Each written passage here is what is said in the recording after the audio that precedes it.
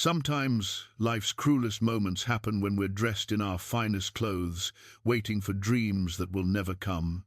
At 58, Loretta Vane sat alone on the train platform in her wedding dress, abandoned by a man who decided she wasn't worth the journey west. The folks in Dry Hollow paid her no mind as she clutched her suitcase, thinking this was surely her final heartbreak. Then, a quiet cowboy in a fine coat stepped from the shadows. Silas Creed had come for a shipment, but found something unexpected instead. "I ain't looking for a wife," he told her gently, "but I know what it feels like to be left behind." His offer of shelter would become something far greater across the prairie. But what secret made his proposal worth more than love itself?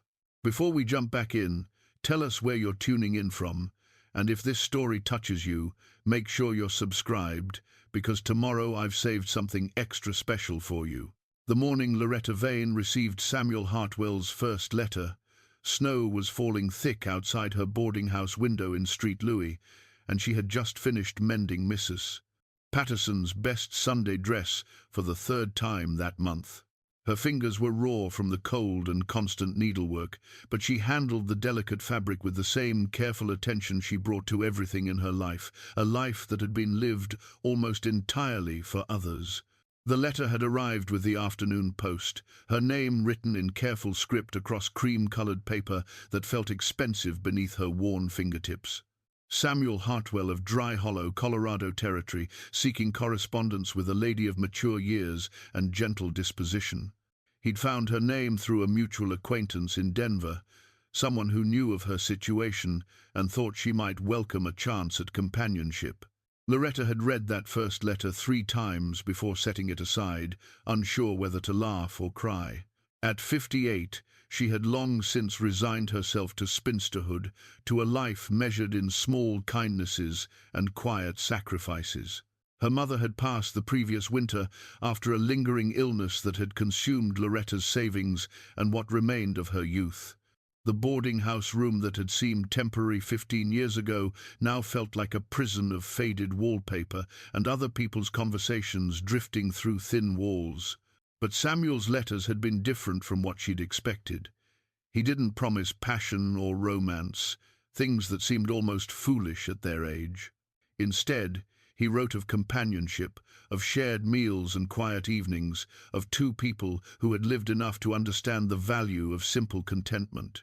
His ranch outside Dry Hollow was modest but comfortable, he said, and he was looking for someone to share the sunset years with, someone who understood that the best parts of life often came wrapped in ordinary moments. Through the winter and into spring, their correspondence had grown warmer, more personal. Samuel told her about his small spread, his aging cattle, his hope for a vegetable garden that a woman's touch might bring to life. Loretta found herself sharing things she'd never spoken aloud, her love of reading, her skill with a needle, her dreams of perhaps learning to ride a horse again as she had in her childhood on her father's farm. But it was the photograph she kept in her sewing box that told the real story of why she'd answered Samuel's letters so eagerly. The image was faded now, creased from years of careful handling, showing a young woman holding a baby girl with dark curls and bright eyes. Little Mary had been 5 when the fever took her, old enough to have filled Loretta's small world with laughter and questions and the kind of love that carves permanent hollows in a mother's heart when it's gone. After Mary's death, there had been no marriage proposals.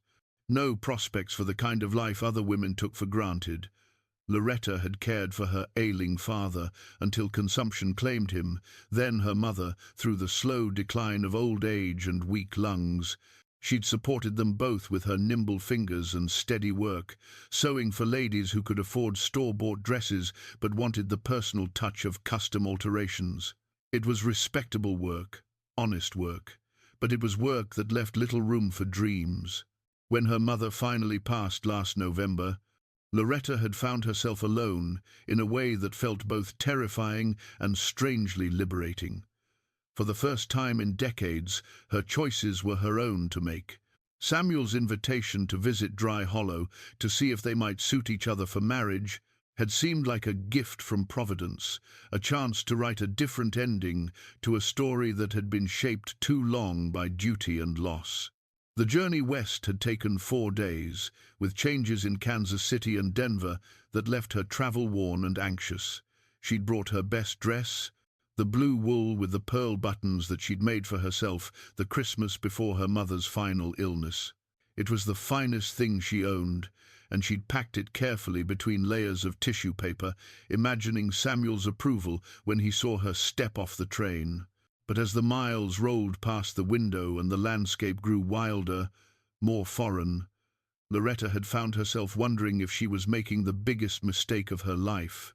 What did she really know about Samuel Hartwell beyond his careful penmanship and polite words? What if the kindness in his letters was merely loneliness speaking, and the reality proved disappointing for them both? The train had pulled into Dry Hollow just after noon on a Tuesday that promised to be unseasonably warm for early October. Loretta had watched through the window as the small station came into view, a simple wooden building with a covered platform and a few weathered men waiting in the shade. Her heart had been beating fast as she gathered her carpet bag and checked her appearance one final time in the small mirror she carried. She'd stepped onto the platform with as much dignity as she could manage, her blue dress freshly brushed and her hair pinned beneath her best hat. The conductor had handed down her larger suitcase with a tip of his cap, and then the train had pulled away with a great huffing of steam and grinding of wheels, leaving her standing alone in the sudden quiet. That's when the waiting had begun. An hour passed, then 2, with no sign of Samuel. The station master, a grizzled man with kind eyes, had assured her that sometimes the ranchers ran late, that weather or cattle could delay a man's plans. But as the afternoon shadows grew longer and the other passengers dispersed to their destinations, Loretta had begun to feel the familiar ache of disappointment settling into her chest. By evening, the truth had become unavoidable. A telegram had arrived for her at the station, brief and devastating in its politeness. Samuel had reconsidered their arrangement. He wished her well, but felt their correspondence had perhaps created unrealistic expectations on both sides. He regretted any inconvenience his change of heart might cause. Loretta had read the telegram twice, her hands steady even as her world tilted. She'd folded the paper carefully and placed it in her reticule, then sat down on the bench outside the station to consider her options. She had enough money for a return ticket to St. Louis, but the thought of that room in the boarding house, of explaining to Mrs. Patterson and the other ladies what had brought her back so soon, felt impossible to bear. That's when she'd noticed the man watching her from across the platform. He was tall and lean, with silver threading through dark hair beneath a well-made hat. His coat was fine wool, his boots expensive leather, and there was something in his bearing that spoke of confidence and means. But it was his eyes that caught her attention, grey-blue eyes that held a sadness she recognized, the kind that came from understanding loss too intimately. He'd been standing near a freight wagon loaded with supplies, clearly waiting for something from the train.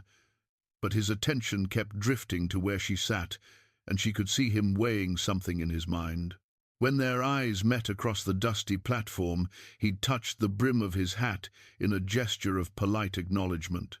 Loretta had straightened her shoulders and tried to look less like a woman whose dreams had just crumbled into dust. Whatever pity she might inspire, she was determined to meet it with dignity. She'd faced disappointment before, had buried a child and watched parents fade away. This was just another chapter in a story that seemed destined for quiet endings.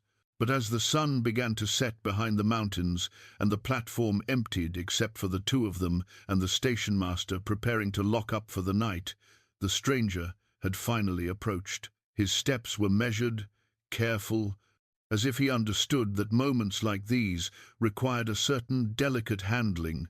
"Ma'am," he'd said, his voice low and respectful. "I couldn't help but notice you've been waiting here some time. I'm wondering if there's anything I might do to assist." Up close, she could see the lines around his eyes, the way grief had settled into the corners of his mouth. This was a man who had known sorrow, who understood that life could change in an instant and leave you standing alone in places you'd never planned to be. "I'm quite all right, thank you," she'd replied, though they both knew it wasn't true. "Just waiting for my ride to arrive." He'd glanced at the telegram in her hands, noting perhaps the way her fingers trembled slightly as she held it. Sometimes folks run into delays out here. Weather, cattle, all manner of things can hold a man up. It was a kindness, that gentle fiction, and Loretta had felt something loosen in her chest. "Yes, I'm sure that's it." They'd stood in comfortable silence for a moment, two strangers sharing the weight of unspoken understanding. Then he'd spoken again, his words careful and measured. "I'm Silas Creed. Got a ranch about 10 miles south of town. I came in to pick up some supplies, but I noticed you've been here since the afternoon train. If your ride doesn't show soon, I'd be happy to give you a lift to the hotel in town. No lady should be left stranded at a train station." Loretta had studied his face, searching for signs of improper intention and finding only genuine concern. "That's very kind of you, Mr. Creed. I'm Mrs. Vane, Miss Vane, actually." The correction had come automatically, though it felt strange to claim her unmarried state to a stranger. "Miss Vane," he'd tipped his hat again. "Would you like me to check with the station master? Sometimes messages get delayed." But they both knew no message was coming. Samuel Hartwell had made his choice, and it didn't include a 58-year-old seamstress with more hope than good sense. Loretta had felt the familiar weight of resignation settling over her shoulders like an old, familiar shawl. "Actually, Mr. Creed," she'd said, surprising herself with her directness, "I believe I've been stood up." Silas Creed had heard those words before. "I believe I've been stood up," though never spoken with such quiet dignity. The admission hung in the cooling evening air between them, honest and raw, and he felt something shift in his chest that had been still for too long. He pulled the silver pocket watch from his vest, a habit born of 30 years of marriage to a woman who'd valued punctuality above most virtues. Eleanor had given him the watch on their first anniversary, her initials still visible on the inside cover, though the engraving had worn smooth with time. 6 months had passed since he'd closed her eyes for the final time, 6 months of rattling around their house like a ghost haunting his own life. "Well then," he said, snapping the watch closed and returning it to his pocket, "I reckon that makes two of us who understand something about being disappointed by folks who ought to know better." Loretta looked up at him sharply, perhaps surprised by his candor. Most men would have offered polite sympathy or awkward reassurances. But Silas had learned that grief shared honestly was lighter than grief carried alone, and there was something in this woman's bearing that told him she'd prefer truth to platitudes. "You've been stood up recently, Mr. Creed?" There was a faint smile playing at the corners of her mouth, the first hint of humor he'd seen from her. "In a manner of speaking." He gestured toward the empty platform, the gathering dusk. "My wife passed last spring. 30 years we had together, and I keep expecting her to come around the corner, wondering what's taking me so long to get home. Turns out death is the ultimate standing up, if you think about it." It was perhaps too much honesty for a first meeting, but something about this moment, the empty station, the shared disappointment, the way the mountains caught the last light, seemed to call for truth rather than social niceties. Loretta was quiet for a long moment, studying his face with eyes that had clearly seen their share of loss. "I'm sorry for your loss," she said finally. 30 years is a blessing, but I imagine it makes the silence that much harder to bear. You speak like someone who knows. My daughter." The words came soft, almost whispered. "Mary. She was 5 when the fever took her. That was over 20 years ago, but some silences never stop echoing." They stood in that shared understanding, two people who had learned that life could be brutally unfair and wonderfully precious, sometimes in the same breath. The station master emerged from his office, keys jangling, clearly ready to lock up for the night. "Evening, Mr. Creed." the older man called. "Train brought your order in just fine. Loaded it in your wagon already. You folks need anything else before I close up?" "Actually, Pete, this is Miss Vane. She was expecting to be met by someone, but it seems her plans have changed." Silas turned to Loretta. "The hotel in town is decent enough. Clean rooms and good food. I'd be happy to give you a ride there, help you get settled." Loretta hefted her carpet bag, glancing toward the town's few scattered lights visible in the distance. "I don't want to impose on your kindness, Mr. Creed. You've already been more considerate than I had any right to expect. No imposition. Truth is, I've got nowhere pressing to be except an empty house and a cold supper. The company would be welcome."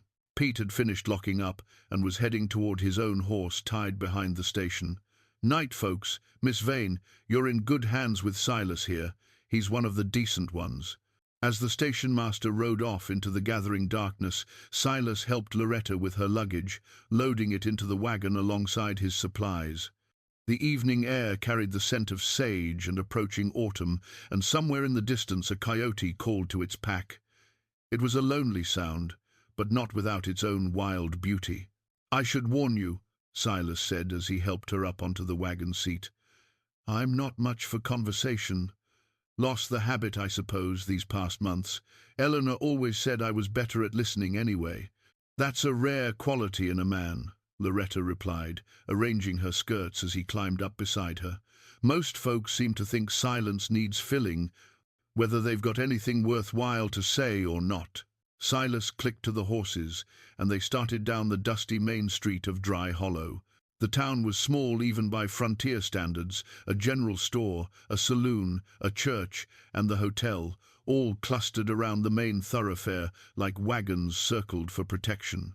A few windows glowed with lamplight, and the sound of a piano drifted from the saloon, playing something melancholy and sweet.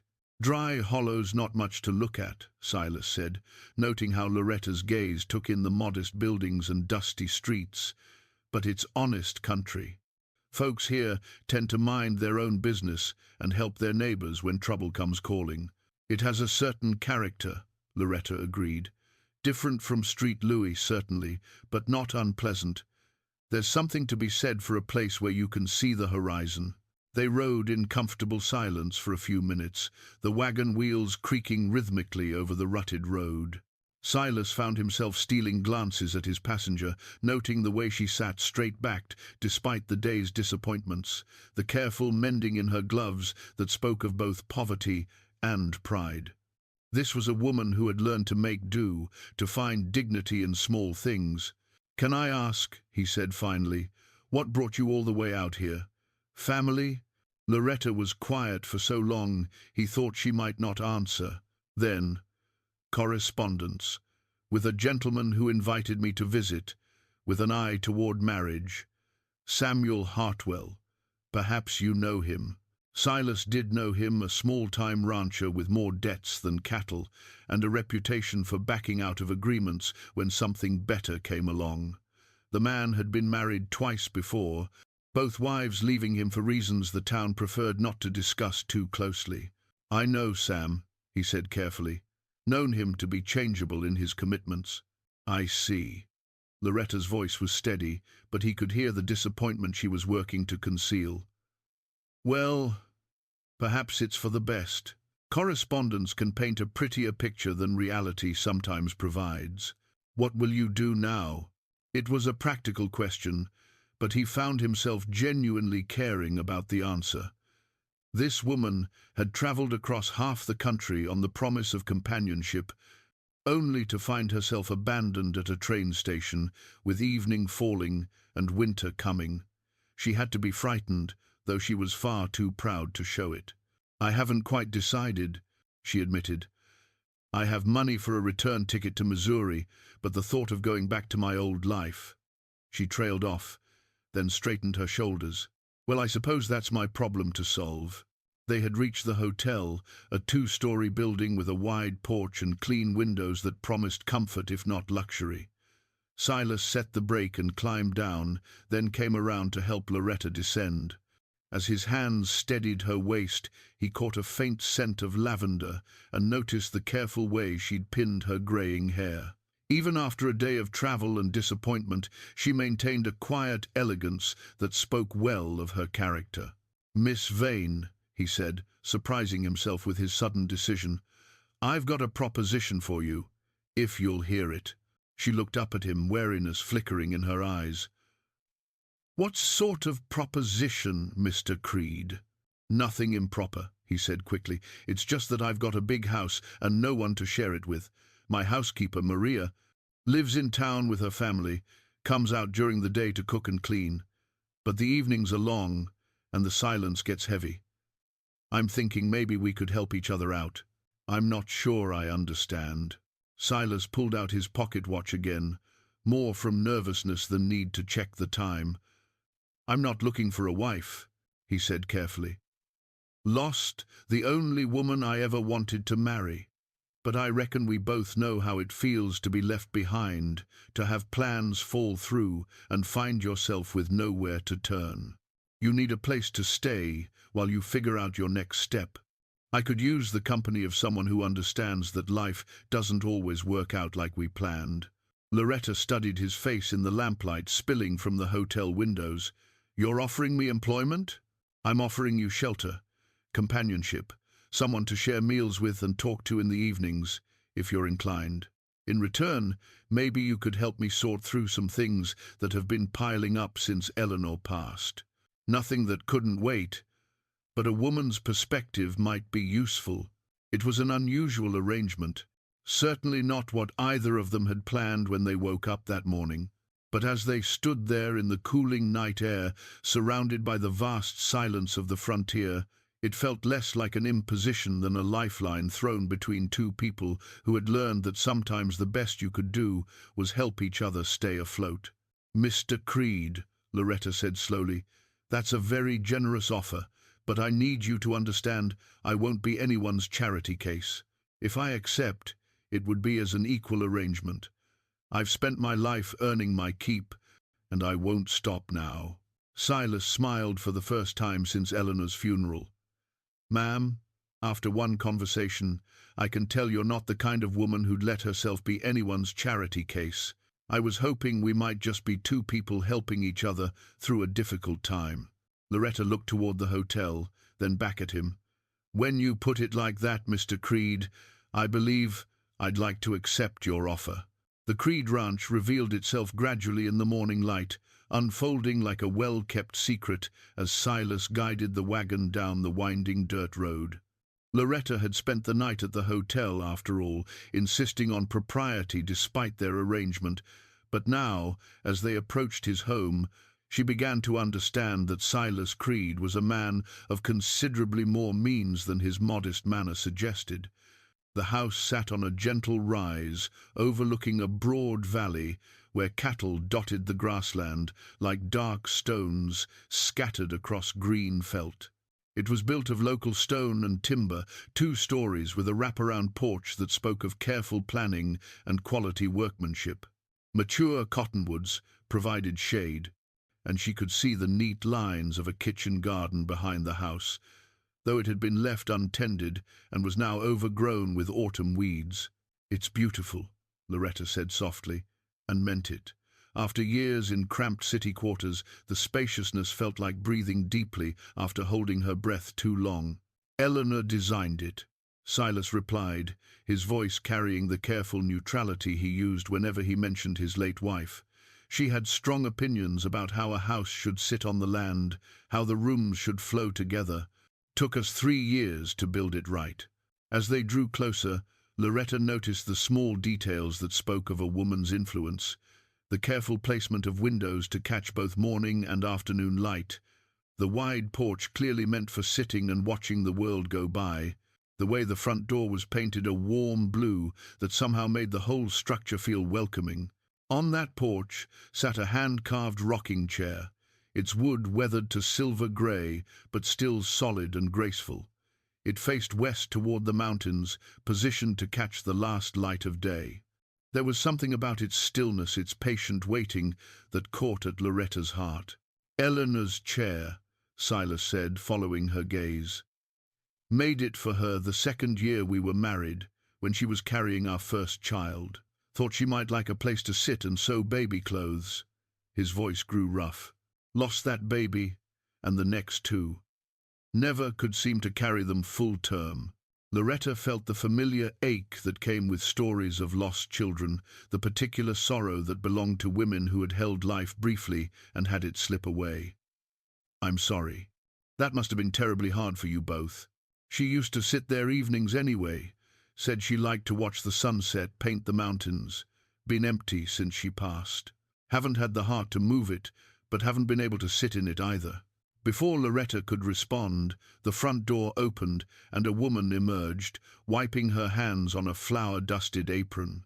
She was perhaps 40, with greying black hair pulled back severely and intelligent dark eyes that immediately assessed Loretta with the frank evaluation of someone accustomed to managing a household. About time you got back. Senor Creed, the woman called in lightly accented English.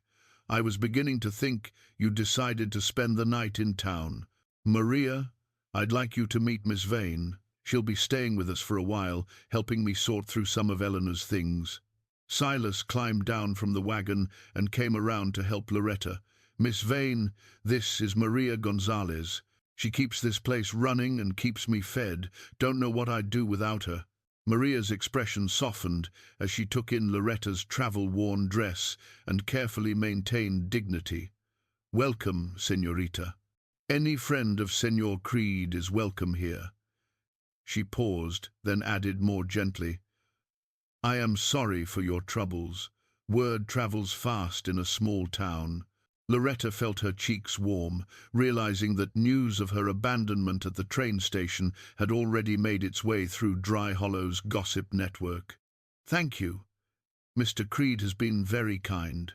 He is a good man, Maria said firmly, as if defending him against some unspoken criticism, sometimes too good for his own well-being. Come, let me show you inside. You must be tired from your journey. The interior of the house was even more impressive than the exterior, furnished with pieces that spoke of both comfort and quality. The main room featured a massive stone fireplace, flanked by built-in bookcases filled with well-worn volumes. Comfortable chairs were arranged to take advantage of both the fireplace and the large windows that looked out over the valley. Everything was scrupulously clean, but there was a stillness about the space, as if it were waiting for life to return. The Signora had good taste, Maria said, noticing Loretta's admiring glances. She chose every piece herself, said she wanted a home that would welcome children and grandchildren for generations. The housekeeper's voice grew sad. She never got to see those grandchildren, but she loved this house like they were already running through it. Maria led her upstairs to a guest room that faced east toward the morning sun. It was simply but elegantly furnished, with a brass bed covered in a quilt of intricate piecing, a small writing desk by the window, and a wardrobe that would easily hold her few belongings. I hope this will suit, Maria said. The Signora used this room for her sewing. The light is very good. Loretta set her carpet-bag on the bed and looked around. It's lovely, more than I could have hoped for. Senor Creed, he has not been the same since she died, Maria continued, her voice dropping to a confidential tone. He goes through the motions, but his heart is not in it. Maybe having someone else in the house will help him remember how to live instead of just existing. I don't want to intrude on his grief, Loretta said carefully. We barely know each other. Sometimes strangers can help us see things that friends cannot, Maria replied with the wisdom of someone who had observed human nature closely. The Signora, she would not want him to spend his remaining years alone with memories. When they returned downstairs, Silas was standing in the main room, looking somewhat lost, as if he'd forgotten what came next in the routine of hospitality. It occurred to Loretta that he probably hadn't entertained guests since his wife's death, that the social skills that came naturally to couples had atrophied with disuse. If you'd like to freshen up, he said awkwardly, Maria has lunch nearly ready. Nothing fancy, but she's a fine cook. That sounds wonderful, Loretta replied. But first, perhaps you could show me those things you mentioned needing help with. I'd rather start earning my keep sooner than later." Relief flickered across his features, and she realized he'd been worried she might treat this as a social visit rather than the mutual assistance arrangement they'd agreed upon. He led her to a small office off the main room where papers covered every available surface in what appeared to be organized chaos. Eleanor used to handle the correspondence, the bookkeeping for household expenses. "Since she's been gone, I've been letting things pile up." He gestured helplessly at the accumulating paperwork. "I can manage the ranch business well enough, but all this domestic accounting," he trailed off. Loretta moved to the desk and began sorting through the papers, bills from various merchants, correspondence about household matters, receipts that needed filing. It was exactly the kind of work she'd been doing for herself and her aging parents for years. "This isn't so bad," she said, already beginning to see patterns in the chaos. "Just needs organizing. I could have this sorted in a few days." "You don't mind?" "Mr. Creed, I've been managing household accounts since I was 16. This is familiar territory." She looked up at him. "Besides, it will give me something useful to do while I figure out what comes next." For the first time since she'd met him, Silas Creed smiled a genuinely happy smile. "I think this arrangement is going to work out just fine, Miss Vane." 3 weeks into their arrangement, Loretta discovered that Silas Creed was either terrible at mathematics or deliberately hiding the true scope of his wealth. She'd been working through the household accounts each morning after breakfast, creating order from the chaos of unpaid bills and scattered receipts, when she noticed discrepancies that made her pause with her pen halfway to paper. The monthly expenses for a ranch of the size she'd observed should have stretched Silas's apparent income considerably thin. Yet the bank statements she found, tucked beneath a pile of correspondence, showed deposits that dwarfed the household expenditures by a remarkable margin. Either Silas was the most successful cattle rancher in Colorado Territory, or there were other sources of income he hadn't mentioned. She was puzzling over a particularly large deposit notation when Silas himself appeared in the office doorway, a ledger book tucked under his arm and an expression of mild embarrassment on his weathered features. "Miss Vane, I wonder if I might impose on your expertise a bit further." He held up the ledger with the same reluctance another man might display a snake. "I've been trying to balance the books for the ranch operation, but I'm afraid Eleanor always handled the detailed record-keeping. I can manage the day-to-day decisions well enough, but this—" Loretta set down her pen and reached for the ledger. "Of course. What seems to be the trouble?" "Everything," Silas said with a rueful laugh. "I know what I've paid for feed and supplies, know what I've sold cattle for, but getting it all to line up properly in neat columns has been beyond me. My penmanship was never what you'd call elegant, and my arithmetic is purely functional." Loretta opened the ledger and immediately saw the problem. Silas's entries were scattered across pages without any clear system, some written in pencil that had faded, others in ink that had smeared. Numbers were crossed out and corrected, sometimes multiple times. It would have been comical if it wasn't clear how much frustration it had caused him. "This isn't as bad as it looks," she said diplomatically.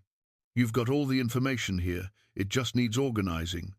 Would you mind if I created a new system, something cleaner?" Relief flooded his face. "You'd do that? I know it's not what we discussed when you agreed to help with the household accounts.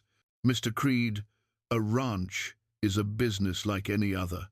The same principles apply whether you're tracking household expenses or cattle sales." She pulled out a clean ledger from the desk drawer. "Besides, I find there's something satisfying about making numbers behave properly." They spent the next hour working side by side, Silas explaining his various transactions while Loretta created orderly columns and categories. As she worked, she began to grasp the true scale of his operation.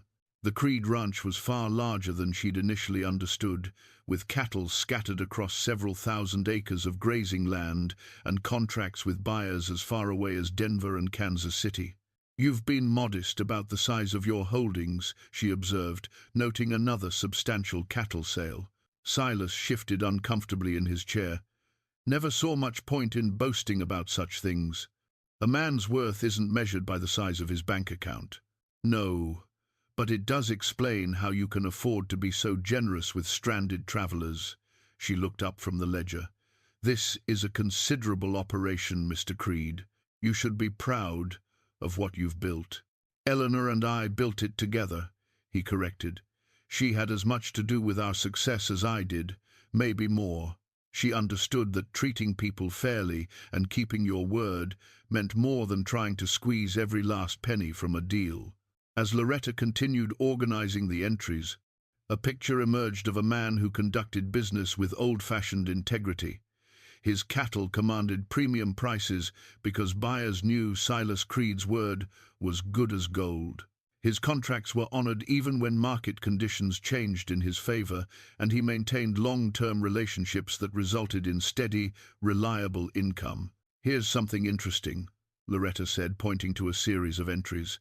"These deposits don't seem to correlate with cattle sales. They're too regular, too precise." Silas grew quiet, and she could see him weighing how much to reveal. "Those are from some investments Eleanor talked me into making years ago. Railroad stock, mostly. She said the frontier was going to shrink, and smart money would follow the rails."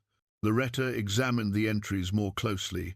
The amounts were substantial and consistent, suggesting a portfolio of significant size. Combined with the ranch income, these investments painted a picture of wealth that put Silas among the most prosperous men in the territory. "She was a wise woman," Loretta said carefully. "These returns are quite impressive." "She always was better with money than I was," Silas admitted. "I think in terms of cattle and grass and weather. She could see the bigger picture, how everything connected." He paused. "That's why I've been letting things slide since she passed. Without her perspective, I feel like I'm flying blind half the time."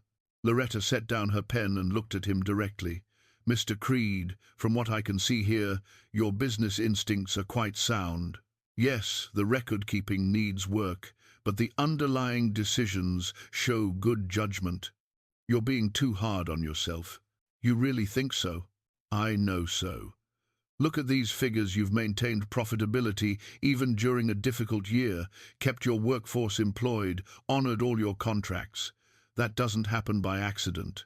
For the first time since she'd known him, Silas looked genuinely pleased with himself.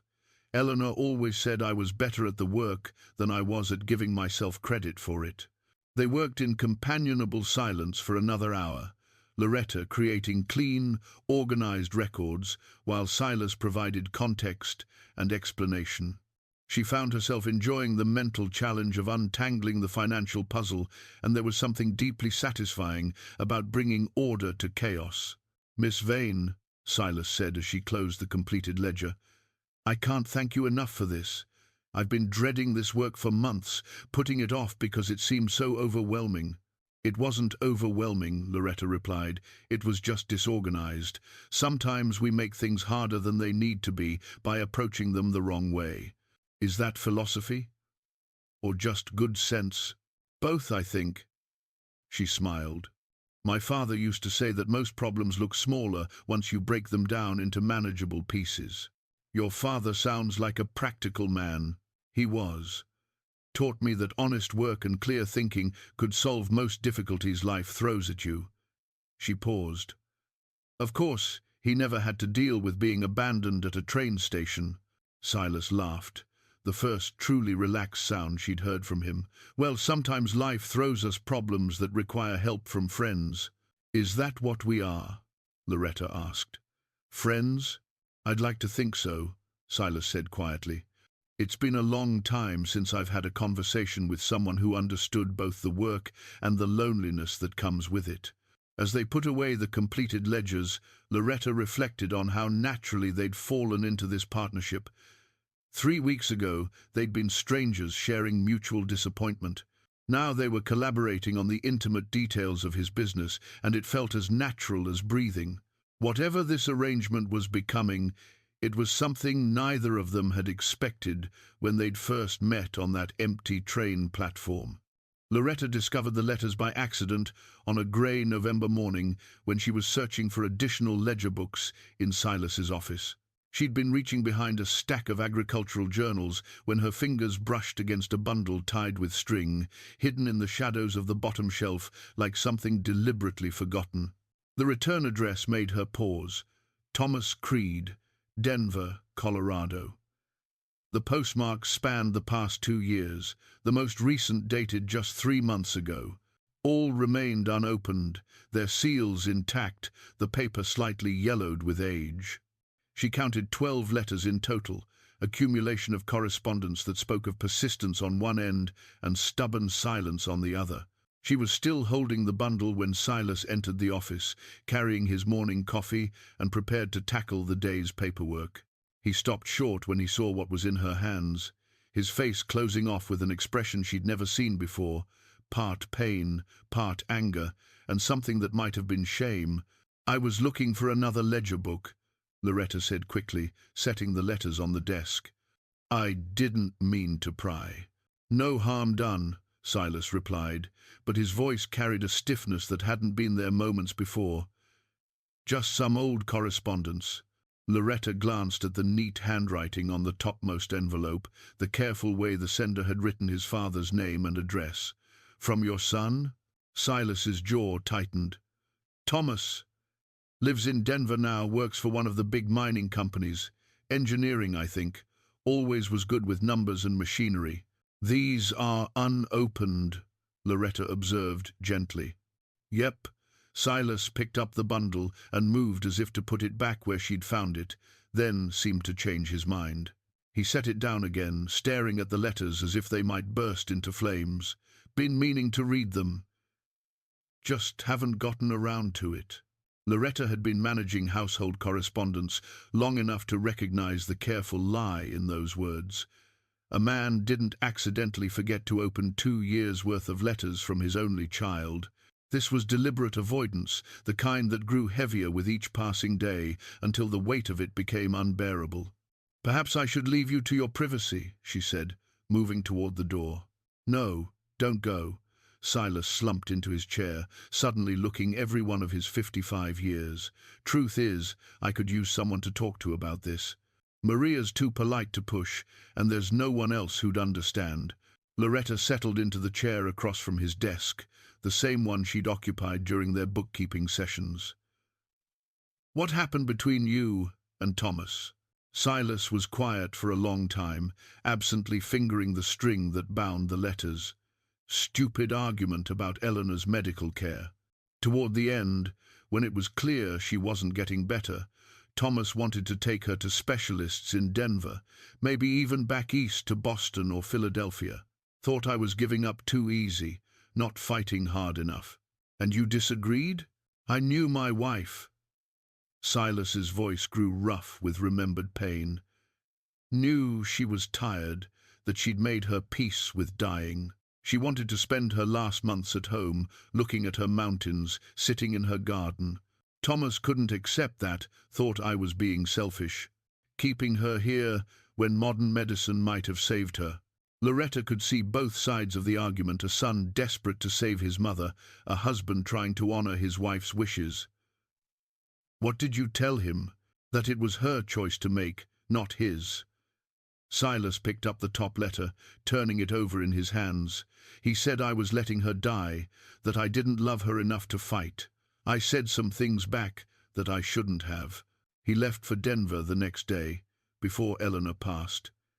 Missed her funeral. The silence stretched between them, heavy with the weight of family wounds that had been left to fester. Loretta thought of her own regrets, the words she'd never said to her parents, the forgiveness she'd never asked for or offered. "What do you think the letters say?" she asked finally. "Don't know. Could be apologies, could be more accusations, maybe just news about his life that I've missed." Silas set the letter down again. "Part of me's afraid to find out. If they're angry, it'll just confirm what I already know, that I failed him when he needed his father most. If they're kind, that might be worse." Means I've been a stubborn fool for 2 years. Loretta leaned forward slightly. Mr. Creed, may I tell you about my own regrets? He nodded, and she drew a breath before continuing. After Mary died, I blamed my husband. He'd been the one to take her out that rainy day, the one who let her play in puddles and come home with wet clothes. The fever started 3 days later. I told him it was his fault, that his carelessness had killed our child. What did he do? Left. Couldn't bear the weight of my accusation on top of his own grief. I never saw him again. Never got the chance to take back those terrible words, or tell him that I was just looking for someone to blame, because the alternative was accepting that sometimes terrible things happen for no reason at all. Silas studied her face. Do you still blame him? No. Haven't for years. But he died in a mining accident 5 years later, and I never got to tell him I was sorry. Never got to say that grief makes us cruel sometimes, that I loved him despite the awful things I said. She gestured toward the letters. You still have the chance to hear what your son has to say, to respond, if that's what you choose. Don't let pride rob you of that opportunity. Silas picked up the oldest letter, the one postmarked nearly 2 years ago. His hands shook slightly as he broke the seal and unfolded the pages. Loretta watched his face as he read, saw the way his expression shifted from wariness to surprise, to something that might have been hope. He was writing to tell me about his engagement, Silas said quietly. Girl named Catherine, works as a teacher in Denver. They were married 6 months after Eleanor died. He looked up at Loretta. I missed my son's wedding. What else does he say? Silas read silently for another moment, then, that he was sorry for the things he said before he left, that he knows I loved Eleanor as much as he did, that grief made him say cruel things he didn't mean. His voice cracked slightly. He says he misses me. Loretta felt tears prick her eyes. Perhaps you should read the others. Yes, Silas said, reaching for the second letter. Yes, I think I should. The quilting hoop had been sitting in Eleanor's sewing basket for so long that dust motes danced in the afternoon light, filtering through the upstairs bedroom window. Loretta discovered it while helping Maria with the seasonal cleaning, tucked beneath yards of carefully folded fabric and spools of thread arranged by color. The unfinished quilt stretched across the wooden frame told a story of interrupted dreams, a wedding ring pattern in shades of blue and cream, perhaps intended as a gift for the grandchildren Eleanor would never see. She started this the winter before she got sick, Maria said softly, running her fingers along the precise stitching. Said she wanted to have quilts ready for when Thomas brought children home to visit. Always believed there would be grandbabies eventually.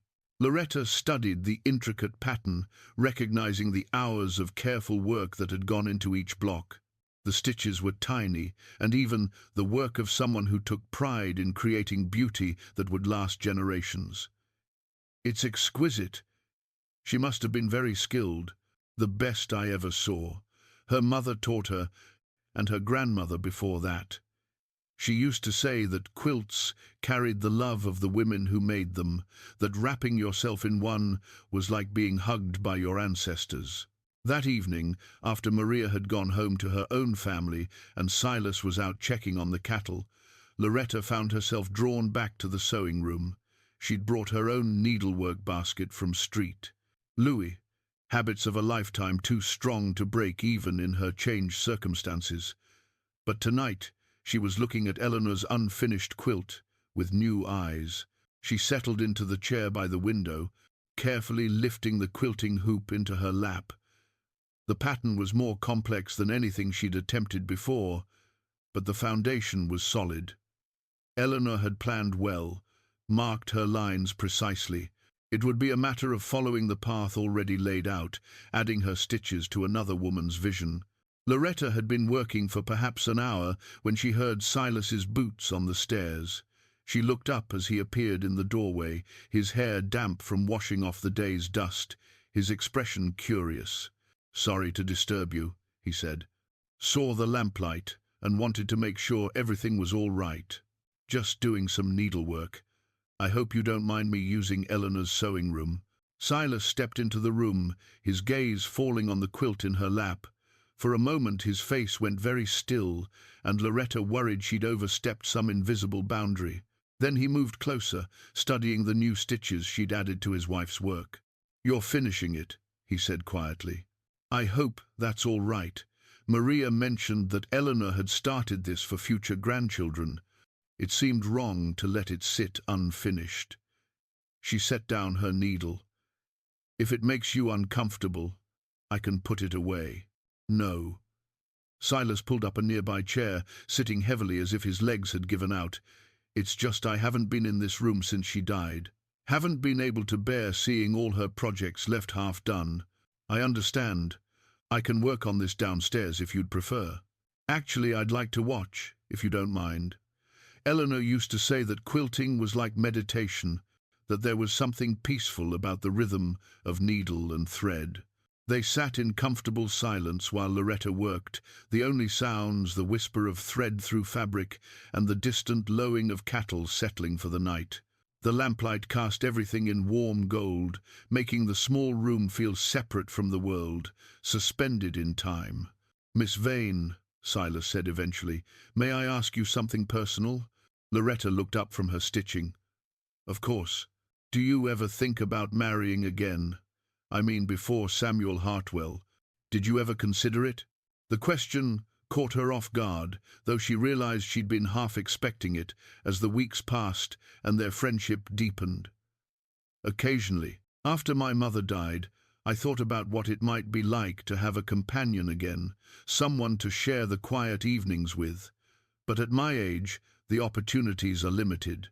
"Because of your age, or because of your circumstances?" "Both, I suppose. Men my age who are looking for wives generally want someone younger, someone who can still give them children. And men who might consider a woman of 58 are usually looking for a nurse or a housekeeper rather than a true partner." Silas nodded slowly. "That's what Samuel was offering, wasn't it? A practical arrangement rather than a marriage of affection." "I think so, yes. Though his letters suggested he was looking for companionship as well. Perhaps that's why he changed his mind, decided the companionship wasn't worth the obligation." "His loss," Silas said firmly. "Any man who'd judge a woman by her ability to bear children rather than the content of her character is a fool." Loretta felt warmth spread through her chest at his words. "That's kind of you to say, but the reality is that most men our age who want to remarry are looking for practical benefits. A cook, a housekeeper, someone to care for them in their dotage. Romance is for the young." "Is it?" Silas leaned forward slightly. "I've been thinking about that lately, about what marriage means at our stage of life. When I married Eleanor, I was 22 and she was 19. We grew up together, learned about love together. But what we had in our later years was different from those early days, deeper, maybe more comfortable. You must miss that terribly." "I do. But I've been wondering if it's possible to find that kind of companionship again, or if it only comes from growing into it slowly over decades." Loretta's needle stilled in her hand. There was something in his voice, a careful quality that suggested these weren't idle philosophical questions. "I think real affection can develop between people who understand each other, who respect each other. Whether that takes 20 years or 20 months probably depends on the people involved." "And what about love? Can that grow between people who meet later in life?" Their eyes met across the small space, and Loretta felt something shift between them, a recognition of feelings that had been growing quietly for weeks. "I think love can surprise us at any age, Mr. Creed. The question is whether we're brave enough to recognize it and wise enough to accept it when it comes." Silas reached across the space between their chairs and gently touched her hand where it rested on the quilt. "Miss Vane, Loretta, I need to tell you something. What I feel for you isn't gratitude for your help around the house, or even just friendship, though it's both of those things. It's something more, something I didn't expect to feel again." Loretta's heart began beating faster, but she didn't pull her hand away. "Silas, I I know it's complicated, he continued. I know we're both carrying grief, both trying to figure out what comes next. But these past weeks with you here, having someone to talk to, someone who understands, it's made me remember what it feels like to look forward to tomorrow instead of just getting through today. Before Loretta could respond, they heard the sound of a horse approaching the house at speed. Silas released her hand and moved to the window, peering out into the darkness. "Rider coming up the road," he said. "At this hour, it's either trouble or urgent news." They made their way downstairs together, Silas grabbing a rifle from the hall closet while Loretta lit additional lamps. The rider turned out to be young Billy from the general store, breathless and excited. "Mr. Creed, sir. Got a telegram for you. Came in on the evening wire. Mr. Patterson said it seemed urgent, asked me to bring it out tonight." Silas took the telegram with hands that trembled slightly. As he read it, his face went pale. "What is it?" Loretta asked. "It's from Thomas. He and his wife are coming for a visit. They'll be here next week." The moment of intimacy between them suddenly felt fragile, threatened by the approach of family complications neither of them had anticipated. Whatever was growing between them would now be tested by the scrutiny of Silas's son and the judgments that might follow. "I should write him back," Silas said quietly. "Let him know about your presence here. Explain the arrangement." "Of course," Loretta agreed, though something cold settled in her stomach. "We wouldn't want them to get the wrong impression." But even as she said it, both of them knew that the impression might not be wrong at all, and that perhaps that was what frightened them most. Thomas Creed arrived on a Tuesday morning in a hired carriage that spoke of city comfort and considerable expense. Loretta watched from the kitchen window as a tall, well-dressed man stepped down and turned to help an elegant woman in a traveling costume of deep green wool.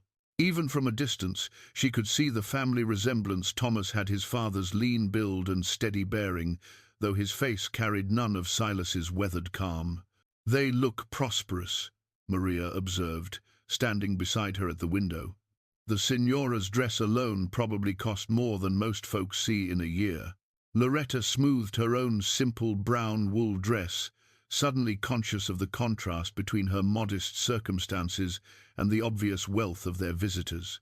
She'd spent the past week helping Silas prepare for his son's arrival, cleaning guest rooms and planning meals, but she hadn't quite prepared herself for the reality of meeting people who would judge both her presence and her relationship with their father. "Miss Vane." Silas appeared in the kitchen doorway, his face carefully neutral but tension visible in the set of his shoulders. "If you're comfortable with it, I'd like you to meet Thomas and Catherine. I've explained the situation in my return telegram, but you're worried about their reaction," Loretta finished gently. "I understand. Perhaps it would be better if I made myself scarce while you have your reunion." "No." Silas's voice was firm. "You're part of this household now, and I won't have you hiding in the background like you're something to be ashamed of. We'll face whatever comes together." They walked out onto the front porch together, Silas's hand briefly touching her elbow in a gesture of support that didn't go unnoticed by the approaching couple. Thomas's eyes took in everything: his father's obvious comfort with Loretta's presence, the way they stood together with the easy familiarity of people who'd shared meals and conversations and quiet evenings. "Father," Thomas said, his voice carefully polite as he climbed the porch steps. "Son." Silas stepped forward and embraced the younger man, a gesture that seemed to surprise them both with its genuine warmth. "Catherine," he added, turning to the woman, "welcome to the ranch. I'm glad you've finally come to see it."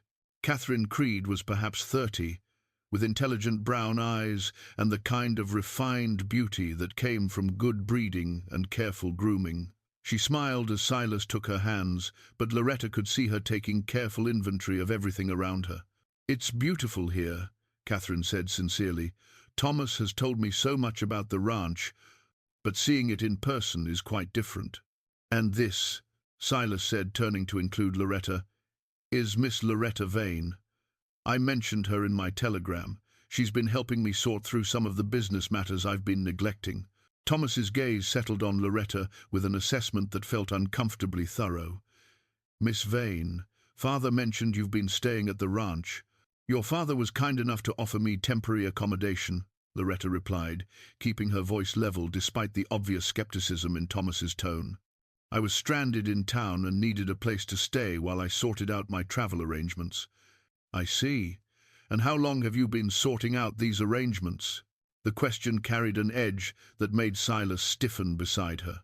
Thomas, it's quite all right, Loretta interrupted smoothly. It's a reasonable question. I've been here about 6 weeks now, helping your father organize some household accounts and business records. The work has taken longer than initially expected.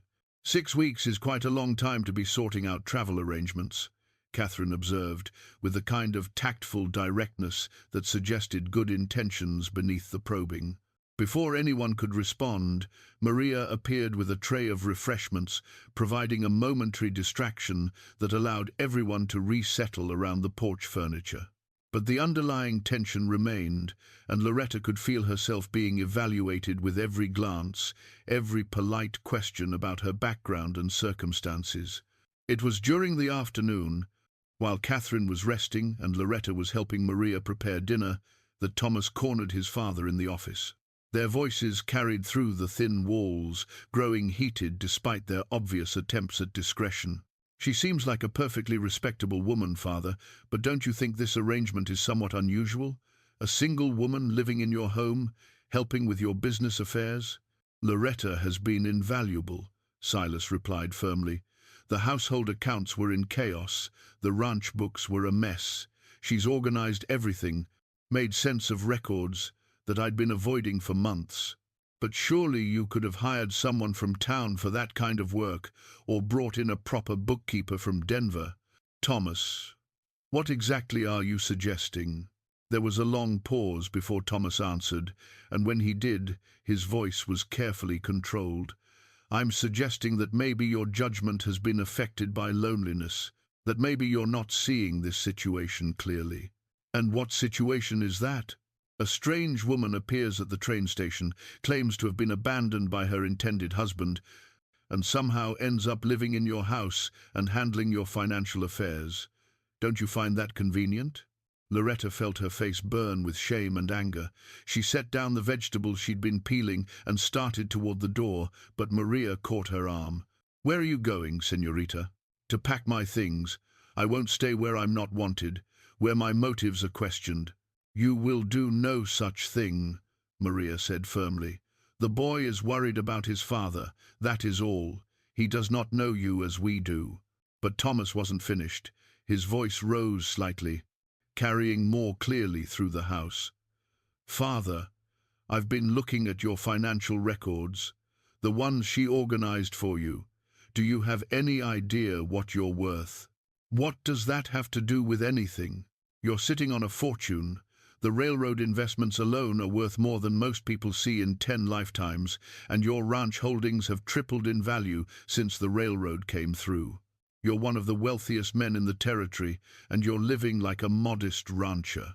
Silas's voice grew dangerous.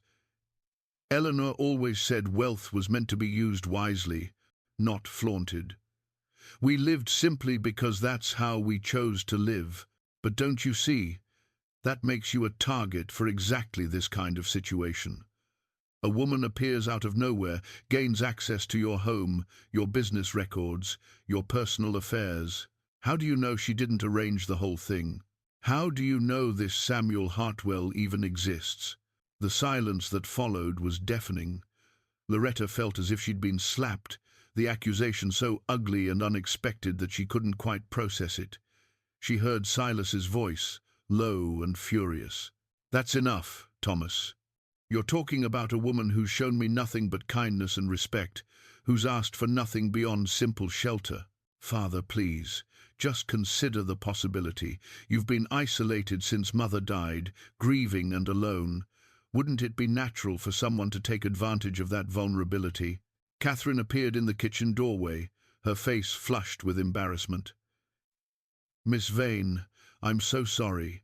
Thomas is concerned about his father, but he's expressing it badly. Loretta stood slowly, her dignity the only thing she had left to hold on to. Mrs. Creed, your husband's concerns are understandable, if insulting.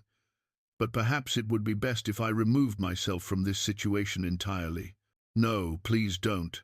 But Loretta was already moving toward the stairs, her mind made up. Whatever was growing between her and Silas, it couldn't survive this kind of suspicion and mistrust. She'd spent her life earning her way through honesty and hard work, and she wouldn't stay where her character was questioned.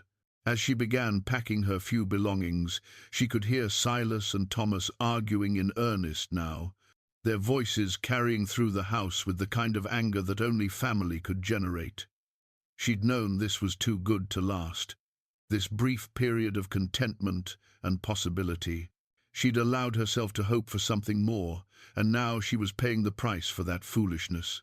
The bank documents Thomas had mentioned were spread across the office desk when she passed by legal papers that revealed the true scope of Silas's wealth, numbers that took her breath away.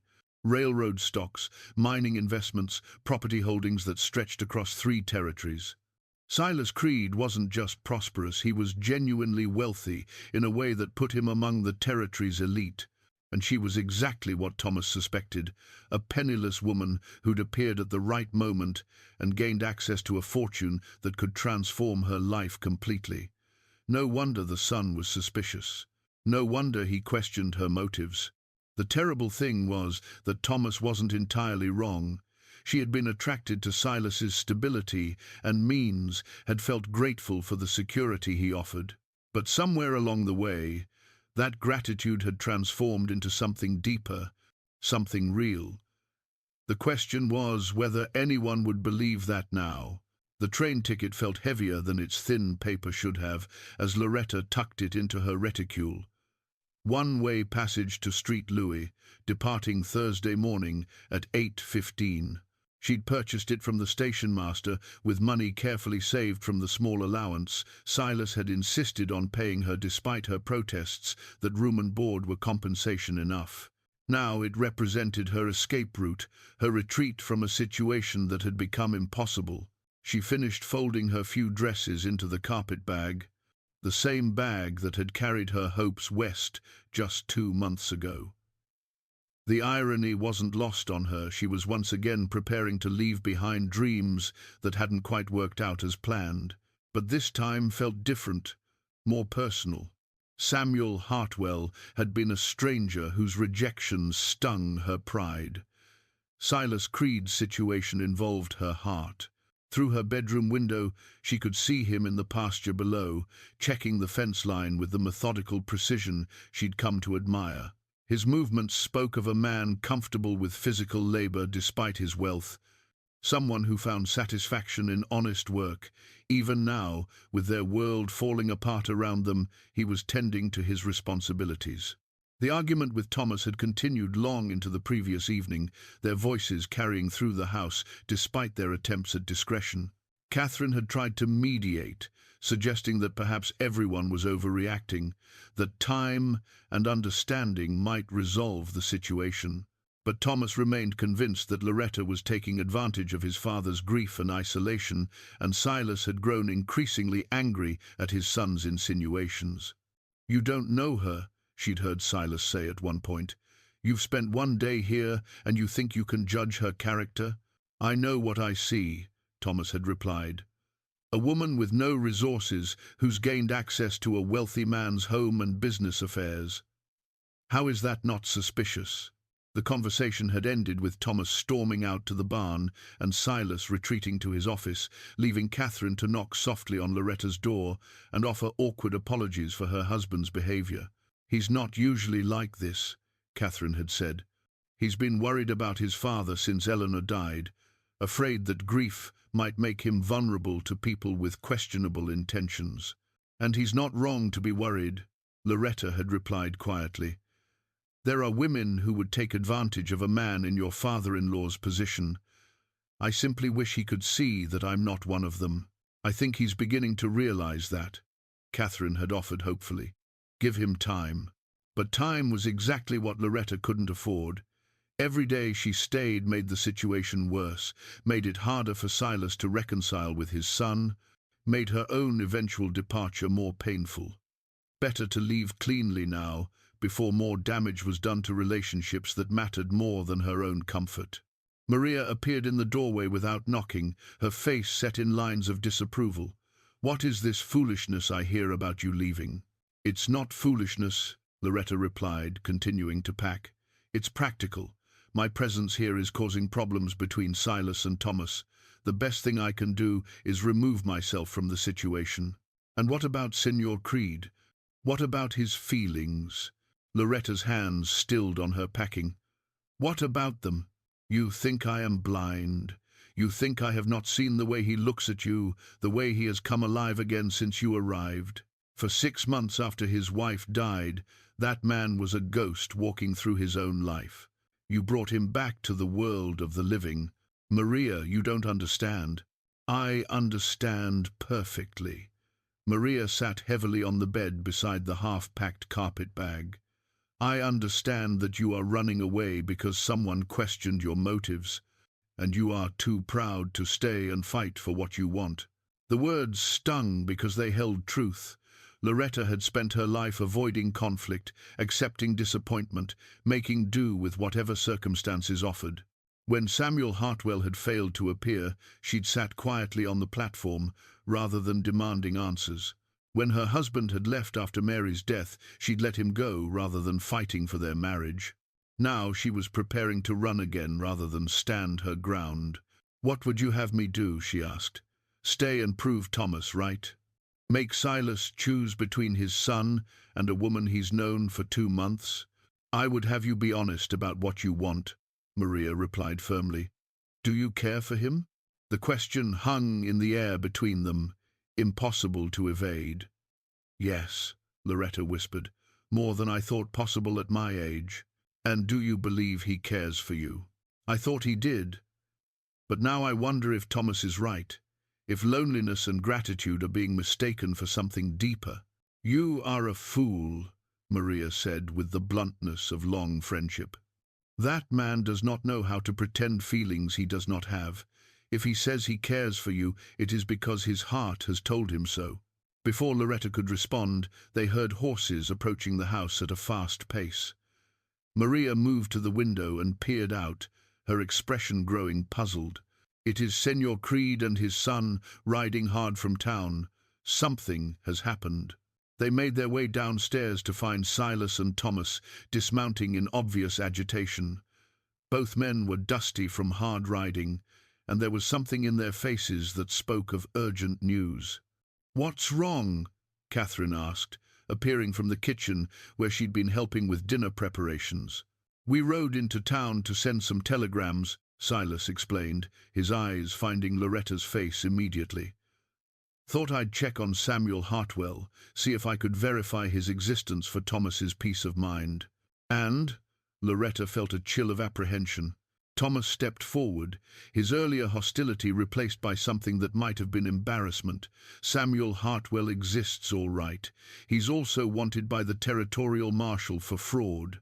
Apparently, he's been corresponding with women across the territory, promising marriage, and then disappearing with whatever money or valuables they brought with them." Loretta felt the world tilt slightly. "What?" "He never intended to marry you," Silas continued gently. "According to the marshal, his usual practice was to arrange meetings, then rob his intended brides and disappear.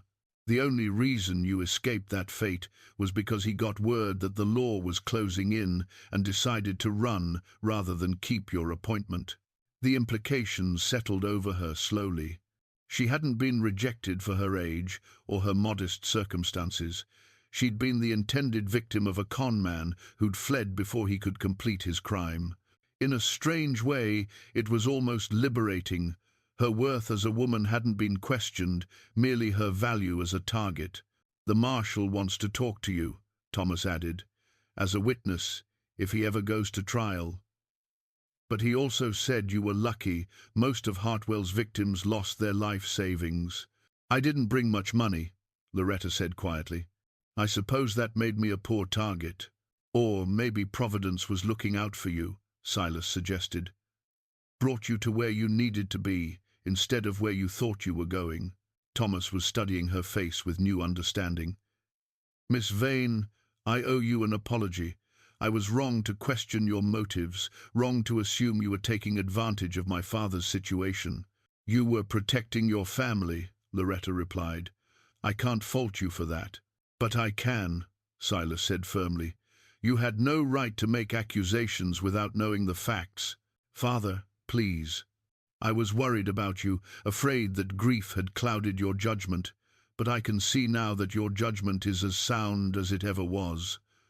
Thomas looked at Loretta with something approaching respect. You could have taken offense and left immediately. A woman with ulterior motives would have. Instead, you stayed and tried to understand my concerns. Catherine moved to her husband's side. Thomas has been worried that you were isolated out here, vulnerable to people who might take advantage. But what he didn't consider was that you might be capable of recognizing genuine character when you found it. Loretta felt tears threaten for the first time since Thomas's accusations began. I was packing to leave, she admitted. I bought a train ticket back to St. Louis. Why? Silas asked, his voice rough with emotion. Because I thought maybe Thomas was right, that what was between us wasn't real, that I was taking advantage of your loneliness and grief. And now? Loretta looked around at the faces surrounding her, Thomas and Catherine watching with new understanding, Maria hovering in the kitchen doorway with obvious approval, and Silas with his heart clearly visible in his eyes. Now I'm wondering if I was running away from the best thing that's happened to me in 20 years because I was too proud to fight for it. Silas stepped closer, close enough that she could see the silver in his hair, the lines around his eyes that spoke of years of honest work and genuine grief overcome. Loretta, he said quietly, I need you to know something. What I feel for you has nothing to do with gratitude or loneliness or convenience. You've brought light back into my life, made me remember what it means to look forward to tomorrow. If you leave now, you'll be taking my heart with you. The train ticket in her reticule suddenly felt like the most foolish purchase she'd ever made. But for the first time in her adult life, she was being offered the chance to choose love over safety, hope over resignation. Then, I suppose, she said carefully, I should ask the station master about refunding my ticket. 3 days later, Silas Creed stood in front of Murphy's jewelry shop in Dry Hollow with his hat in his hands and his heart beating like a young man's. Through the window, he could see old Murphy examining the ring he'd commissioned, not Eleanor's ring, which remained in its velvet box in his bedroom dresser, but something entirely new, something that belonged only to the future he was hoping to build. The diamond wasn't large by the standards of his wealth, but it was clear and well cut, set in a simple gold band that would suit Loretta's practical nature. Murphy had raised his eyebrows when Silas described what he wanted, but had worked with quiet efficiency to create something worthy of the occasion. She's a lucky woman, Mr. Creed, Murphy said as he wrapped the ring in tissue paper. Word around town is she's brought some life back to that ranch of yours. I'm the lucky one, Silas replied, tucking the small package into his vest pocket. Took me this long to realize it. The walk back to where he'd left his horse felt both endless and too short. For 3 days, since Loretta had decided to stay, they'd been dancing around the conversation they both knew was coming. Thomas and Catherine had extended their visit, perhaps sensing that something momentous was building, and their presence had provided both support and subtle pressure. But this morning, Loretta had mentioned casually that she might take the afternoon train to Denver to look into teaching positions, now that her immediate circumstances were resolved. The comment had struck Silas like a physical blow, the realization that she was still thinking of leaving, still planning a life that didn't include him. That's when he'd known it was time to stop dancing around his feelings and state them plainly.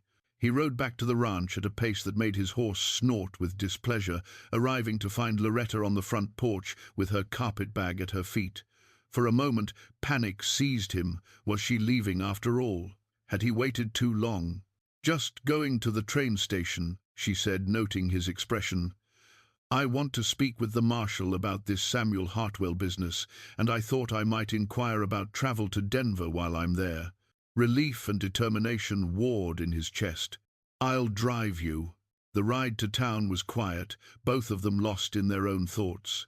Silas could feel the weight of the ring in his pocket, could sense that they were approaching some kind of crossroads that would determine the shape of their future. Beside him, Loretta sat with her usual composed dignity, but he could see the uncertainty in her posture, the way she held herself ready for disappointment. The meeting with Marshal Davidson was brief but illuminating. Samuel Hartwell had been captured in Wyoming territory, caught attempting to swindle another woman out of her inheritance. There would likely be a trial, and Loretta's testimony might be needed, but for now she was simply asked to write out a statement of her experience. "You're fortunate, ma'am," the marshal said as she finished writing. "Most of his victims weren't so lucky. He had quite a system worked out: find lonely women through correspondence, promise them marriage, then rob them of whatever they brought with them." "How many women?" Loretta asked quietly. "Near a dozen that we know of. You would have been just another mark if circumstances hadn't intervened." As they left the marshal's office, Silas could see the weight of that knowledge settling on Loretta's shoulders. She'd come so close to disaster, to being victimized by a man who saw her loneliness as an opportunity for profit. The thought of what might have happened if she'd met Samuel Hartwell as planned made Silas's hands clench into fists. They were approaching the train station when Silas made his decision. He couldn't wait for the perfect moment, couldn't plan the perfect words. If he was going to speak, it had to be now, before she started making inquiries about travel to Denver, before she convinced herself that leaving was her best option. "Loretta," he said, stopping the wagon in front of the station, "before you go in there, I need to say something." She looked at him with those steady grey eyes that had captured his attention from their first meeting. "What is it, Silas?" He climbed down from the wagon and came around to help her down, but instead of releasing her hands, he held them gently in his own. Around them, the usual activity of the train station continued: people waiting for the afternoon arrival, freight being loaded and unloaded, but for Silas, the world had narrowed to just the two of them and the words he needed to say. "I love you," he said simply, "not because you helped me organize my accounts or because you brought order to my house, and not because I was lonely after Eleanor died. I love you because you're brave and kind and honest, because you make me want to be better than I am, because when I look at you, I see a future worth having." Loretta's eyes widened, but she didn't pull her hands away. "Silas, I know we've only known each other a few months, and I know you have every reason to be cautious about trusting your heart to someone else, but I also know that what I feel for you is real, and I believe what you feel for me is real too." He released one of her hands to reach into his pocket, pulling out the small wrapped package. "This isn't Eleanor's ring," he said carefully. "This is new, meant only for you, for the life we could build together if you're willing to take that chance." The paper fell away to reveal the simple gold band with its clear diamond, and Loretta drew in a sharp breath. "Oh, Silas, marry me, Loretta. Not because it's practical or convenient, but because I can't imagine my life without you in it." Loretta stared at the ring in Silas's weathered hands, her throat tight with emotion she'd thought herself too old to feel. Around them, the sounds of the train station faded into background murmur: the conductor calling out destinations, freight wagons rumbling past, conversations of other travelers who had their own journeys to complete. But for her, time seemed suspended in this moment, where everything she'd given up hope of finding was being offered freely, without conditions or reservations.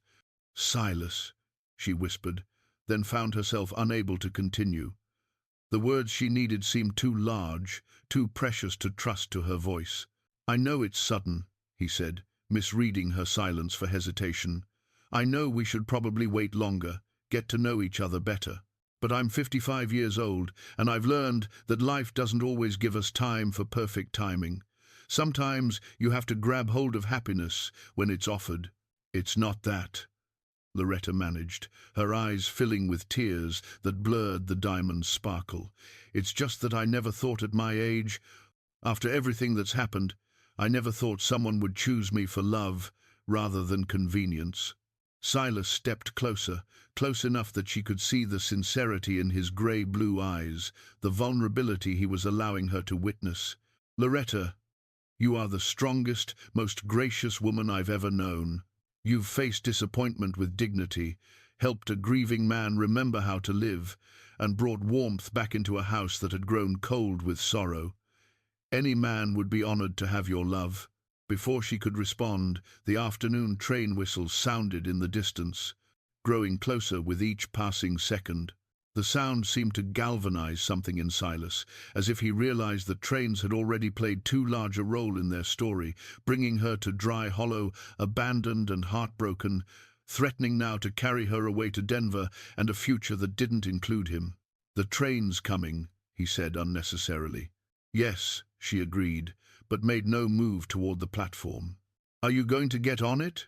Loretta looked at the ring, then at his face, then at the small crowd gathering to meet the incoming train. Among them, she spotted a familiar figure, Maria, carrying a bundle wrapped in tissue paper and approaching them with a purposeful stride. "Señorita Loretta," Maria called out as she reached them. "I am glad I caught you before the train arrived." "Maria, what are you doing here?" The housekeeper glanced meaningfully at Silas, then at the ring, still resting in his palm. "I came to give you this," she said, unwrapping the bundle to reveal a delicate lace mantilla, yellowed with age but still beautiful. "It was my grandmother's wedding veil. She wore it when she married my grandfather in Mexico, and my mother wore it when she married my father. I wore it at my own wedding." Loretta touched the intricate lacework with reverent fingers. "Maria, it's beautiful, but I couldn't." "You could, and you will," Maria said firmly. "If you are going to marry Señor Creed, and you are going to marry him because you are not fool enough to walk away from a good man who loves you, then you will need a proper veil. But it's a family heirloom." "And you are family now," Maria interrupted. "You think I watched you bring my employer back to life? Saw you make him laugh again for the first time in months, and I would not claim you as family? This veil has seen 3 happy marriages. It is time for a 4th. The train pulled into the station with a great hissing of steam and grinding of brakes, but Loretta barely noticed. She was looking at Maria's warm, encouraging face, at Silas's patient, hopeful expression, at the ring that represented not just a proposal, but a promise of partnership between equals. "The conductor is calling for boarding," Silas observed quietly. "I hear him," Loretta replied. "Are you going to Denver?" She took the ring from his palm and slipped it onto her finger, surprised by how perfectly it fit, how right it looked against her work-worn hand. "I think Denver will have to wait. I seem to have more pressing business here in Dry Hollow." The smile that spread across Silas's face was like sunrise after a long, dark night. "Is that a yes?" "That's a yes to everything," Loretta said, rising on her toes to kiss him gently. "Yes to marriage, yes to building a life together, yes to taking a chance on love at an age when everyone says such things are foolish." Around them, the other travelers were boarding the train, but a few had stopped to watch the scene unfolding on the platform. An older woman smiled and nudged her husband, pointing at the couple embracing beside the depot. A young cowboy tipped his hat in approval. Even the station master paused in his duties to grin at the obvious happiness radiating from the pair. "Well then," Silas said, holding her close, "I guess we have a wedding to plan." Maria beamed at them both. "I will speak to Father Miguel about the ceremony, and Catherine mentioned she would be honored to help with the arrangements." "Catherine?" Loretta looked surprised. "Señor Thomas's wife. She has been hoping for this outcome since the day they arrived. She says it is about time someone made that stubborn man happy again." As the train pulled away from the station, carrying passengers to destinations unknown, Loretta felt a deep sense of completion. She'd come to Dry Hollow as a woman abandoned, her dreams in tatters. She was staying as a woman chosen, her future bright with possibility. 6 months after their wedding, Loretta Creed stood in the front parlor of what had become known throughout the territory as the Haven House, reviewing the documents that would officially establish their refuge for women in circumstances similar to what hers had been. The deed to the property, a comfortable house on the outskirts of Dry Hollow that Silas had purchased and renovated, lay spread across the desk alongside correspondence from women as far away as California and Texas, all seeking the kind of sanctuary she and Silas were determined to provide. The morning sun streamed through windows that Catherine had helped her select new curtains for, casting everything in warm gold that reminded Loretta daily of how much her life had changed. Through those windows, she could see Silas talking with the construction crew that was adding additional rooms to accommodate more residents. His gestures were animated, his face alive with the kind of purposeful energy that had been missing during his months of widowed isolation. "Mrs. Creed?" The voice belonged to Sarah Mitchell, a young woman who'd arrived 3 weeks ago after fleeing an abusive marriage in Kansas. "The morning post has arrived, and there's a letter for you from Denver." Loretta accepted the envelope with a smile, recognizing Thomas's careful handwriting immediately. Her relationship with her stepson had evolved into genuine friendship over the months since their wedding, built on mutual respect and shared concern for Silas's happiness. Thomas and Catherine visited regularly now, and there was talk of them relocating to Colorado permanently when Thomas's current mining project concluded. She opened the letter to find not only Thomas's usual update on their lives in Denver, but a separate note from Catherine written in her elegant script. Asterisk, "Dearest Loretta, I wanted you to be the first to know that Thomas and I are expecting our first child in late autumn. We're hoping you and Father will consider being godparents, as we can think of no one better suited to guide a child in the values of kindness, integrity, and second chances. The baby will be fortunate indeed to have you as a grandmother." Asterisk. Loretta sank into the nearest chair, the letter trembling in her hands. A grandchild. The dream she'd abandoned after Mary's death, the family legacy she'd thought lost forever, was being offered to her in the most unexpected way. Eleanor's hope for grandbabies to spoil and love would finally be fulfilled, though not in the way anyone had imagined. "Good news, I hope?" Sarah asked, noting Loretta's emotional response. "The very best kind," Loretta replied, wiping tears from her cheeks. "It seems we're going to be grandparents." Sarah's face brightened. Sarah had become something of a surrogate daughter to both Creeds. Her gentle nature and fierce determination to rebuild her life, serving as inspiration to the other women who found their way to Haven House. She managed much of the day-to-day correspondence and helped newcomers adjust to their temporary sanctuary. "Mr. Creed will be so pleased," Sarah said. "He's been working extra hard on the new addition, saying he wants everything perfect for when families start visiting." Through the window, Loretta watched her husband directing the placement of a beam for the expanded dining room. At 56, Silas carried himself with renewed vigor, his step lighter than it had been in the early days of their acquaintance. Marriage had been good to them both, but more than that, this shared project of helping others had given them a sense of purpose that went beyond their individual happiness. The Haven House had been Loretta's idea, born from her own experience of abandonment and the gradual realization of how many women found themselves in similar circumstances. But Silas had embraced the concept with enthusiasm, using his wealth to create something meaningful rather than simply accumulating more possessions they didn't need. "Mrs. Creed?"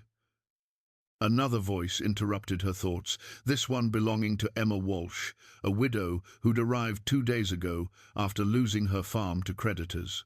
"I was wondering if you might help me with a letter to my sister in Oregon. I'm not much good with writing, and I want to ask if she might have room for me there." "Of course, Emma. Let's sit down together and work out what you'd like to say." This had become the most rewarding part of Loretta's new life, helping women who felt lost and overwhelmed discover that they had more options than they'd imagined. Some, like Emma, reconnected with family members. Others found employment in nearby towns or started small businesses with microloans that Silas had established through the local bank. A few, like Sarah, chose to stay and help run the Haven House itself. As the afternoon wore on, Loretta found herself reflecting on the strange turns her life had taken. A year ago, she'd been a lonely seamstress in Street Lewis, resigned to a future of quiet solitude.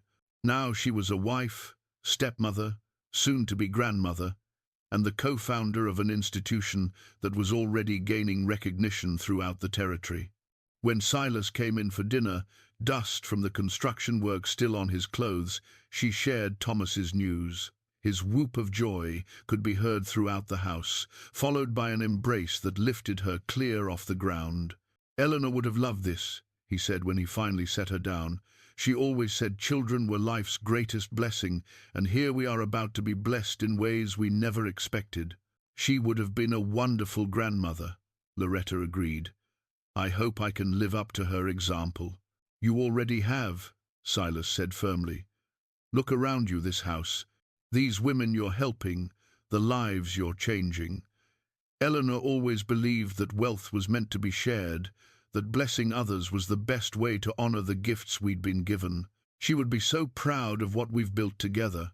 That evening, as they sat on the front porch watching the sunset paint the mountains in shades of gold and purple, Loretta marveled at how completely her life had been transformed. The hand-carved rocking chair that had sat empty for months now held Catherine's knitting basket baby clothes, being prepared for the grandchild who would grow up knowing that love could bloom at any age, that second chances were always possible for those brave enough to accept them. "Any regrets?" Silas asked, taking her hand as they watched the last light fade from the western sky.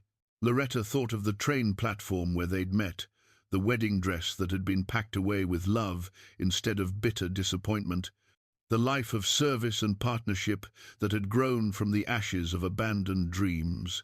"Only one," she said finally. "I regret that it took me 58 years to learn that the best chapters of our lives might be the ones we never expected to write." Silas squeezed her hand gently. "Well then, Mrs. Creed, we'd better make sure the rest of our story is worth the wait." As the first stars appeared in the vast Colorado sky, Loretta smiled and settled more comfortably into her chair. Their story was far from over, and she was finally ready to embrace whatever came next.